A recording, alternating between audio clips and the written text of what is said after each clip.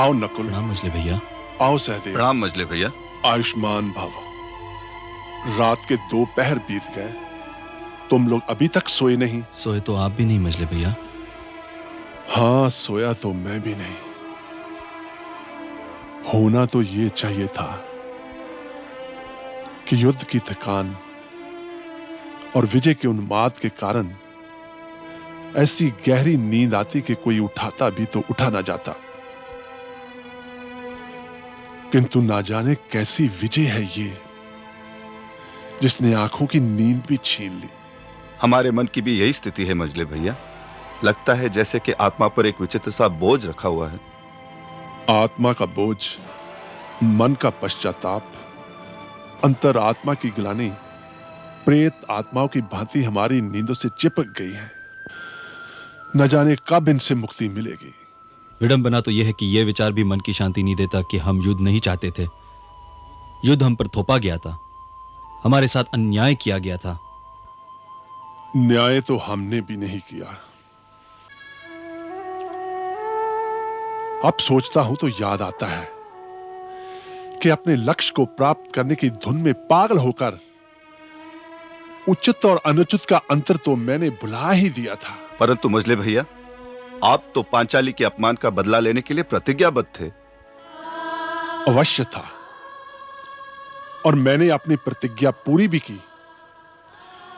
किंतु क्या इतिहास भूल पाएगा कि मैंने दुर्योधन की जांग तोड़कर गदा युद्ध के नियमों को चकनाचूर कर दिया? क्या भूल पाएगा इतिहास मेरी बर्बरता को कि मैंने दुशासन की छाती चीरकर उसका लहू अपने मुख पर लगाया था? यह तो धर्म नहीं था, यह तो नृशंसता थी, घोर नृशंसता। मैंने धर्म के नियमों को अपने पांव तले रौंद दिया था। नहीं भीम, यह सत्य नहीं है। तो फिर सत्य क्या है गुरुदेव? सत्य तो यह है कि धर्म के नियम बहुत पहले तोड़े जा चुके थे।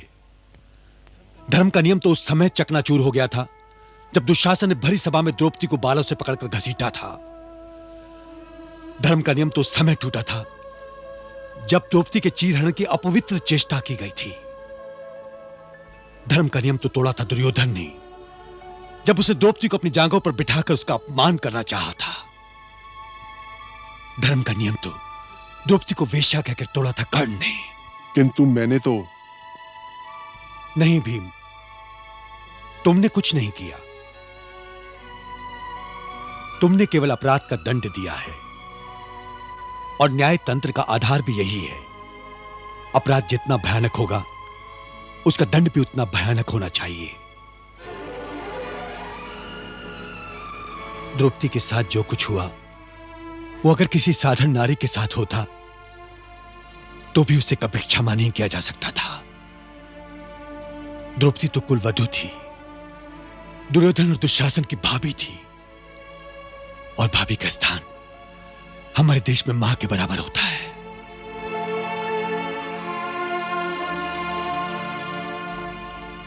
तुम लोगों से अधिक लज्जित तो मैं हूं।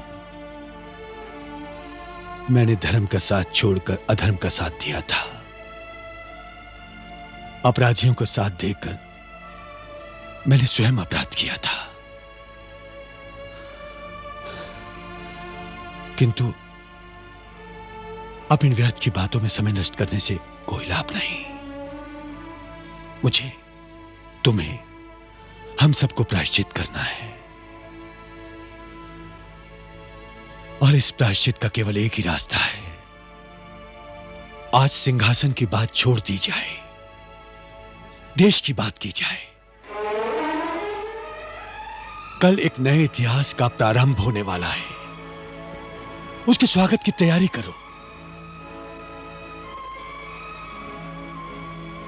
मैं तुम सबसे यही कहने के लिए आया था, अर्जुन से भी,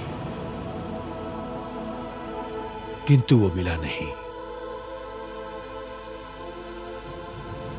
कदाचित वो भी कहीं अपने दुख के रिले में बह रहा होगा। महाभारत।